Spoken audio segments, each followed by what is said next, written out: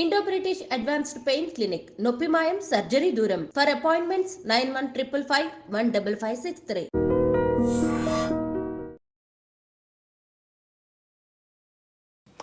నమస్తే, welcome to I dream. Actually December మంత్లో police department వాళ్ళకు నిజంగానే ఒక షాకింగ్ అనుకోవచ్చు. అసలు ఉన్నతాధికారులకు కూడా అర్థం కాలే. వరుస పెట్టి నాకు తెలిసైతే 8 మంది ఆత్మహత్య చేసుకున్నారు డిసెంబర్ నెలలోనే. అంతకంటే ముందు మేబీ చేసుకుండొచ్చు, కానీ మరీ హయ్యెస్ట్ అంటే హయ్యెస్ట్ నాకు తెలిసి మొన్న డిసెంబర్ మంత్లోనే జరిగింది. పోలీస్ డిపార్ట్మెంట్ అంటేనే మన అందరికీ తెలుసు కదా, స్ట్రాంగ్ డిపార్ట్మెంట్ అండ్ అన్ని కేసులు డీల్ చేసేది వాళ్ళే అండ్ సమస్యలు వచ్చినా డీల్ చేసేది వాళ్ళే. ఇంత వీక్గా అంటే నిజంగానే వీక్ అయిపోయే కదా, ఏం అర్థం కాక టోటల్లీ అంటే బ్లాంక్ అయిపోయి చావు దాకా దారి తీస్తుంది. ఆ చావుకి కారణం ఏంది అని అంటే టోటల్లీ అంటే పూర్తిగా డిప్రెస్ అయిపోయిన పరిస్థితి. అంత స్ట్రాంగ్ డిపార్ట్మెంట్ కానీ డిప్రెస్ అయిపోయి వాళ్ళే చాలామంది ఆత్మహత్య చేసుకున్నారు. ఎందుకు? What is the reason? మనతో పాటు ఉన్నారు psychologist and career counsellor doctor Pratima గారు. మ్యామ్ నమస్తే. నమస్తే అండి. యా, అర్థం కాలేదు మ్యామ్. యాక్చువల్లీ డిసెంబర్ మంత్లో అంటే నేనే కదా చాలా వార్తలు నేనే చెప్పిన కాబట్టి 8 మెంబర్స్ మ్యామ్, దగ్గర 8 మంది, అన్ని ఆత్మహత్యలే. Some one or the other reason, ఏదైనా రీజన్ కావచ్చు, కానీ చనిపోవడమే పరిష్కారం అనుకున్నారు, చనిపోయినారు. గంత స్ట్రాంగ్ డిపార్ట్మెంట్, అసలు కేసులు ఏవచ్చినా క్రైమ్ సీన్లో ఏం జరిగినా వాళ్ళే కదా ముందుండి దగ్గరుండి చూసేది. స్ట్రాంగ్ ఉంటారు వాళ్ళు, బాగా రఫ్గా ఉంటారు అని అనుకుంటాం జనరల్లీ. అయితే ఇంత వీక్ మైండెడ్ కూడా ఉంటారా అని అనిపించింది మ్యామ్. ఎందుకట్లా అయి ఉంటుంది? What is the reason? ఇది స్టార్ట్ చేయాలంటే ఫస్ట్ ఆఫ్ ఆల్ నాకు పోలీస్ డిపార్ట్మెంట్ అంటే ఎంత గౌరవం అంటే అంత గౌరవం. నేను చిన్నప్పుడు నేను ఈరోజు ఇలా బతుకున్నానంటే ఫస్ట్ ఆఫ్ ఆల్ పోలీసే కారణం, టు బీ ఫ్రాంక్. నేను 7th క్లాస్లో ఉన్నప్పుడు ఐ థింక్ మా అమ్మ మీద అలిగి బట్టలు మూట తీసుకుని బయటికి వెళ్ళిపోయాను.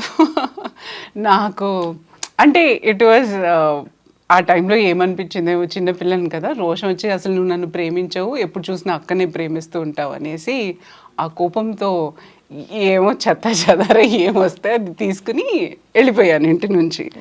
సో మేము ఉండేది మేదీపట్నం. నడుచుకుంటూ ఎక్కడికి వెళ్ళానో తెలీదు. అక్కడంతా మిలిటరీ ఏరియా అనమాట, ఏమన్నా జరిగే ఛాన్సెస్ ఉంటాయి. అమ్మాయి 7th క్లాస్ అని అంటే మీకు తెలుసు.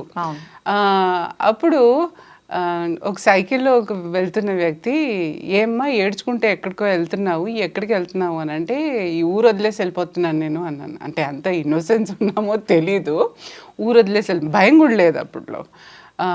మా మమ్మీ ఎప్పుడు తిడుతూనే ఉంటుంది, నేను ఊరు వదిలేసి వెళ్ళిపోతాను. సరే మీ అమ్మ తిడుతుంది అంటున్నావు కదా, ఊరు వదిలేసి వెళ్ళిపోతున్నావు అంటున్నావు, సరే మీ మమ్మీకి చెప్పేసే వెళ్దాంలే, నేను తీసుకెళ్తాను. మీ మమ్మీ ఏం చేస్తుంది, ఎక్కడ ఉంటుంది అని అడగగానే ఫలానా చోట అని తెలుసు నాకు ఆ టైంలో, కానీ ఆ వ్యక్తి ఎవరో తెలీదు, అసలు ఏంటో తెలీదు. సైకిల్లో వస్తున్న వ్యక్తి, మీరు నమ్మండి.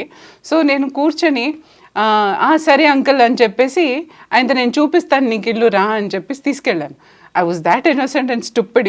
ఇప్పుడు ఆ కాలంలో ఇలా జరుగుతుందని నేను అనుకోను, భయం వేస్తుంది కదా. సో వెళ్ళిన వ్యక్తి మళ్ళీ అంటే లక్కీగా నాకు అసలు ఏం అవ్వలేదు, డైరెక్ట్గా జాగ్రత్తగా నన్ను తీసుకెళ్ళి ఇంట్లో దింపాడు ఆయన. దింపిన తర్వాత అమ్మ ఇలా కోపం వచ్చిందని చెప్పి వచ్చేసింది, మీరు జాగ్రత్త తీసుకోవాలి, ఆడపిల్ల ఒక్కటే కదా, మరి మీరు ఎలా వదిలారు, ఎక్కడున్నారని గట్టిగానే కోప్పడ్డాడు మా అమ్మ నాన్నని. ఓహో, ఇద్దరిని బాగా కోప్పడ్డాడు. అసలు ఆ అమ్మాయి అలా ఏడుస్తుంటే ఇప్పుడు నేను చూశాను కాబట్టి నేను తీసుకొచ్చాను, ఇంకొకళ్ళు అయితే ఏం చేసి ఉండేవాళ్ళు ఆ పాపను ఒకసారి ఊహించుకోగలరా అనేసి. సో అప్పుడు మా అమ్మ నాన్న ఆల్రెడీ వెతికే ప్రాసెస్లో ఉన్నారు, వాళ్ళు ఏడుస్తున్నారు, వాళ్ళు చేస్తున్నారు, కానీ జాగ్రత్తగా దింపాడు ఆయన. తర్వాత ఆయన గురించి తెలిస్తే ఆయన పోలీస్ ఇన్స్పెక్టర్ అని తెలిసింది. అప్పట్లేదో మాకు తెలీదు. సో ఆ టైంలో నిజంగా నేను బతికి బయటపడ్డానేమో కదా, నాకు నిజంగా వాళ్ళంటే చాలా గౌరవం, చాలా రెస్పెక్ట్. ఆ పొజిషన్ అంటే అంత ఆ రేంజ్లో చూస్తాను. సో దేవుళ్ళు నిజంగానే. ఈరోజు మనం ఈ సోల్జర్స్ కానివ్వండి, వాళ్ళు అక్కడ వెళ్ళి పోట్లాడుతున్నారు, వీళ్ళు ఇక్కడ మనని చూసుకుంటున్నారు, జాగ్రత్తగా కాపాడుతున్నారంటే మనం ప్రశాంతంగా ఇంట్లో కూర్చొని రాత్రిళ్ళు నిద్రపోతున్నామనంటే కారణం వీళ్ళే. అంటే పెట్రోలింగ్ అనడం కానివ్వండి 24/7 వాళ్ళు ఎలాంటి డ్యూటీస్ చేస్తారో మనకు తెలుసు. సో ఇక్కడ మెంటలీ ఫిజికలీ వాళ్ళు చాలా స్ట్రాంగ్గా ఉండాలి, తప్పదు వాళ్ళకి. అలాంటి ట్రైనింగ్ కూడా ఇస్తారు. చాలా పిక్చర్స్లో మనం చూస్తూ ఉంటాం వాళ్ళు పోలీస్ ట్రైనింగ్ అంటే ఎంత డిఫికల్ట్ అయి ఉంటుందో. అంటే ఫిజికల్ ట్రైనింగ్తో పాటు మెంటల్ ట్రైనింగ్ కూడా వాళ్ళకి అలాగే ఇస్తారు. కానీ అలాంటి వ్యక్తులు పాపం ఎలాంటి ప్రెషర్లో వాళ్ళకి ఇలాంటి ఇంత పెద్ద స్టెప్ తీసుకోవాల్సి వస్తుంది. They are like a role models for all of us. అంటే వాళ్ళు స్ట్రాంగ్గా ఉంటే మన బందోబస్తే ఇంత ఉంది అంటే ఇప్పుడు ఈ సెలబ్రిటీస్ కానివ్వండి, మన స్టేట్ గవర్నెన్స్ కానివ్వండి అంత ప్రొటెక్టెడ్గా ఉంది అంటే వాళ్ళు ఎలాంటి దీన్నన్నా వాళ్ళు ఎదుర్కొని అంత స్ట్రాంగ్గా నిలబడితే తప్ప మనం అందరం ఉండలేమన్న ఆ సంగతి మన అందరికీ తెలుసు. సో ఇప్పుడు వాళ్ళు అలా మెంటల్గా స్ట్రెస్ అయిపోయి సూసైడ్ చేసుకునే దాకా తీసుకొస్తుందని అంటే మన వ్యవస్థను మనం అనుకోవాలో, పాపం వాళ్ళకి ఆ ప్రెషర్లు అలా పడుతున్నారు అని అనుకోవాలో తెలియదు. కానీ సో ఈ మెంటల్ ప్రెషర్ అన్నది ఎంత మీరు స్ట్రాంగ్గా ఉన్నా ఎక్కడో అక్కడ మన్ని కాల్ చేస్తుంది. అది మేబీ వాళ్ళ అర్నింగ్ పరంగా ఉండొచ్చు, లేక వాళ్ళకి ఆ స్ట్రెస్ లెవెల్స్. అంటే మీరు ట్రాఫిక్ పోలీస్ నుంచి అందరినీ చూస్తుంటారు, పాపం వాళ్ళు 24/7 అక్కడ నించొని, మనం ఒక అరగంట నించుంటేనే అబ్బో నా కాళ్ళు, అయ్యో నా కాళ్ళు అని పట్టుకుంటాము. నేను చూస్తానమ్మా గంటలు కొద్దీ అక్కడ నించొని ఆ ట్రాఫిక్ని కంట్రోల్ చేయడం, మనుషుల్ని కంట్రోల్ చేయడం, వాళ్ళు చేయడం అని అంటే అది ఏమన్నా తక్కువ జాబా? తక్కువ ప్రెషర్ ఉన్న జాబ్. ఎంత పవర్ఫుల్ అయినా ఎంత ఉన్నా వాళ్ళకుండే రిస్ట్రిక్షన్స్ వాళ్ళకుండే ప్రెషర్ వాళ్ళకుంటాయి. ఫిజికల్గా ఎంత అలసిపోతాడు మనిషి, అంతే కదా. సో ఫిజికల్గా అలసిపోయినప్పుడు ఆటోమేటిక్గా మెంటల్ మీద కూడా అంతే స్ట్రెస్, అంతే ప్రెషర్ పడుతుంది వాళ్ళకి. సో డెఫినెట్గా అది ఇంకా కుదరదు, ఇంకా దీనికంటే మించి మేము తీసుకోలేము అన్నప్పుడు డిప్రెషన్కి వెళ్ళే ఛాన్సెస్ ఉన్నాయి. అండ్ ఆఫీషియల్గా ప్రతి ఉద్యోగంలో మనకు తెలుసు, ప్రతి ఉద్యోగంలో ఒక్కొక్క లెవెల్ ఆఫ్ ప్రెషర్స్ ఉంటాయి. అండ్ వీళ్ళకి ఎలాంటి ఒత్తిళ్ళు వస్తున్నాయో అన్నది మనకు తెలియదు కదా. నిజానికి మనం ఆ ఏరియా వెళ్ళాం, ఎందుకంటే మనకు కూడా భయం, ఎక్కడో అక్కడ భయం ఉంటుంది వాళ్ళని చూస్తే. సో ఆ ఏరియా వెళ్ళాం, కానీ వాళ్ళలో కూడా పాపం ఎంత ప్రెషర్ వాళ్ళు ఫీల్ అవుతారు, ఎక్కడి నుంచి పెద్ద హయ్యర్ అథారిటీస్ నుంచి ఎలాంటి ప్రెషర్ వస్తుందో తెలీదు. అలా ప్రమోషన్లు కరెక్ట్గా రాకపోవచ్చు, శాలరీస్ ప్రాపర్గా ఉండకపోవచ్చు, వాళ్ళ ఫ్యామిలీ సమస్యలు యాజ్ అ పోలీస్గా ఎంత మెంటల్ ఫిజికల్ స్ట్రాంగ్గా ఉన్న వాళ్ళ ఫ్యామిలీ సమస్యలు ఉండవని మనం అనగలం. డాక్టర్ రోగాలు రాకూడదంటే ఎట్లాగా? సేమ్ థింగ్ వాళ్ళకు కూడా. సో వాళ్ళకు కూడా ఏదో ఒక ప్రెషర్, ఏదో ఒక స్ట్రెస్ లెవెల్లో పాపం అలాంటి దారుణమైన నిర్ణయం తీసుకోవాల్సి వస్తుందేమో అని బాధాకరంగా ఉంది ఆ విషయం. Personal issues as well as డిపార్ట్మెంట్కి సంబంధించి మధ్యలో క్రష్ అయిపోయే ఇట్లాంటి పరిస్థితి. ఆబ్వియస్లీ ఏ డిపార్ట్మెంట్ అయినా సరే, మనం అనుకుంటా ఏ ఉద్యోగం అయినా సరే ఈ రోజుల్లో మనం కావాల్సుకుని తెచ్చుకునేది కాదు కదా. ఎక్కడి నుంచి అక్కడి నుంచి ఆ ప్రెషర్, ఫ్యామిలీ ప్రెషర్ అన్నిటికీ నలిగిపోతూ ఉంటాం మధ్యలో. డెఫినెట్గా వీళ్ళకు ఉండకపోవడానికి కారణమే ఉంటుంది, డెఫినెట్గా ఉంటుంది. పోలీస్ డిపార్ట్మెంట్కి కూడా ఉంటుంది. అండ్ ప్రతి ఫీస్ట్ కానివ్వండి, ఇండియన్ ఫెస్టివల్స్ కానివ్వండి, ఏ ఈవెంట్స్ కానివ్వండి, పాపం ఆన్ డ్యూటీ వెళ్ళాలంటే రాత్రి 12 ఫ్యామిలీని వదిలేసుకుని వెళ్తారు. Exactly ma'am. అంటే ఈ లీవ్స్ కూడా పెట్టుకున్నా సరే, ప్రయార్గా పెట్టుకున్నా సరే క్యాన్సిల్ చేసుకుని వెళ్ళిన వాళ్ళకి చేతులెత్తి దండం పెట్టాలి. యాక్చువల్గా డాక్టర్స్ కానివ్వండి, పోలీసులు కానివ్వండి, వాళ్ళ డ్యూటీ దగ్గర వాళ్ళు ఎక్కడ వెనక జారలేదు. 12 o'clock అంటే 12 o'clock వెళ్ళాలి, 1 o'clock అంటే 1 o'clock వెళ్ళాలి. చూడండి వాళ్ళ డ్యూటీ, వాళ్ళ జాబ్ అనేది ఎంత టఫ్. మనమన్నా కాసేపు పడుకోవడానికి ఉంటుంది. పర్సనల్ లైఫ్ కి దూరం అవుతున్నారు కాబట్టి మరి ఇట్లాంటిది ఏమన్నా ఆబ్వియస్లీ వాళ్ళకంటూ పర్సనల్ లైఫే ఉండదు కదా. పర్సనల్ లైఫ్ ఎక్కడ టైం ఇస్తున్నారు వాళ్ళు 24/7 డ్యూటీ అని వాళ్ళకి వేస్తుంటే పాపం వాళ్ళకి పర్సనల్ లైఫ్ అనేది వాళ్ళు కూడా చూసుకుంటారు కదా. డెఫినెట్గా వాళ్ళు కూడా ఎంటర్టైన్మెంట్ కావాలి కదా, మనలాగే మనుషులు కాబట్టి. So I feel everything is like lot of pressure and stress మూలాన మనిషి డిప్రెషన్లో వెళ్ళే ఛాన్సెస్ ఉంటాయి. ఆ ప్రెషర్ తట్టుకోలేని టైంలో ఇంకా వాళ్ళకి ఇంకొక ఆప్షన్ కనిపించదు అక్కడ.